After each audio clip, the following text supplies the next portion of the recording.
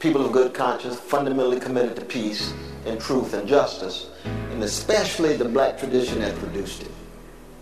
All the blood, sweat, and tears that went into producing a Martin Luther King Jr. generated a brother of such high decency and dignity that you don't use his prophetic fire as just a moment in a presidential pageantry without understanding the challenge that he presents to all of those in power, no matter what color they are. No matter what color they are. So the righteous indignation of a Martin Luther King Jr. becomes a moment in political calculation. And that makes my blood boil. Why? Because Martin Luther King Jr., he died owing to 3 crimes against humanity he was wrestling with. Jim Crow, traumatizing, terrorizing, stigmatizing black people, lynching and so forth, not just segregation, way the press likes to talk about. Second, carpet bombing in Vietnam, killing innocent people, especially innocent children. That's those were war crimes Martin Luther King Jr. was willing to die for. And thirdly was poverty of all colors. He said it's a crime against humanity for the richest nation in the history of the world to have so many of his precious children of all colors and living in poverty, and especially on the chocolate side of the nations, and on Indian reservations, and brown barrios, and yellow slices, and black ghettos then. We call them hoods now, but ghettos then. So I said to myself, okay, nothing wrong with putting your hand on the Bible, even though the Bible's talking about justice, and Jesus is talking about the least of these. But when you put it in Martin's Bible, I said, this is personal for me, because this is a tradition that I come out of. This is a tradition that's connected to my grandmother's prayers, and my grandfather's sermons, and my mother's tears, and my father's smile.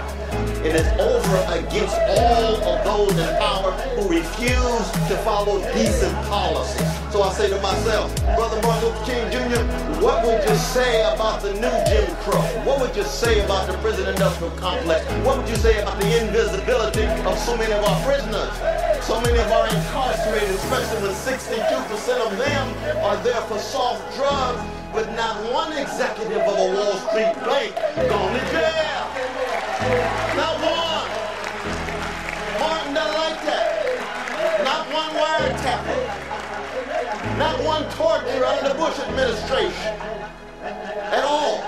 Then what you say about the drones being dropped on our precious brothers and sisters in Pakistan and Somalia and Yemen? Those are war crimes just like war crimes in Vietnam. Martin Luther King Jr., what would you say? My voice hollers out, then don't tame it.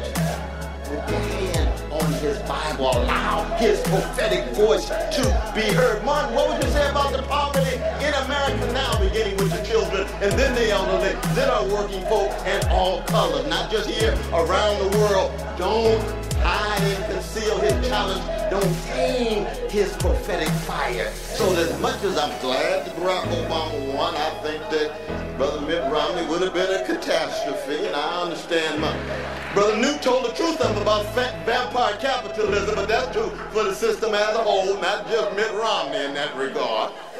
But when Barack Obama attempts to use that rich tradition, Frederick Douglass and Ida B. Wells Barnett, use the tradition of A. Philip Randolph, use the tradition of Rabbi Abraham Joshua Heschel, use the tradition of Tom Hayden and so many others struggling to produce that voice that pushed Martin in the direction that he did.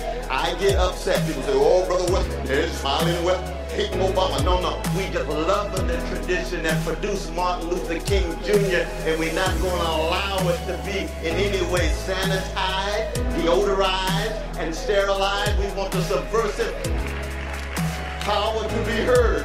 That's what made me think when he said he's going to put his hand on that Bible.